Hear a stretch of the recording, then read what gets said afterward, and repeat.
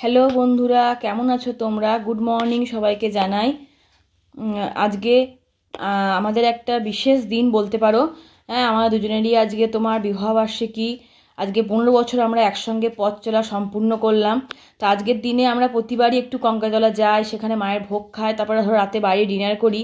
কিন্তু এবার সেসব কিছুই হবে না, কারণ তোমরা সবাই জানো আমার মেয়ের এক্সাম চলছে। আজকেও মেয়ে পরীক্ষা দিতে যাচ্ছে। সেই সময়তেই আমরা একটু বেরিয়ে পড়লাম দুজনে। আজকে ডাঙালিকাতলা গেছিলাম, সেখান থেকে ডাঙালিকাতলা একটু পুজো দিলাম, মা ডাঙালিকে পুজো দিয়ে ওর বাবা মেয়েকে নিয়ে চলে গেল। তারপরে আমি সেখান থেকে আবার মেয়েকে ওখানে দিয়ে আমরা বাড়ি চলে এলাম। তো কিন্তু কি করো বলো, আজকে আর কঙ্কালীতলা যাওয়া হলো না, কিন্তু এখানেও এলাম পুজো দিতে ডাঙালিকাতলায়। এটাও একটা মায়ের মন্দির।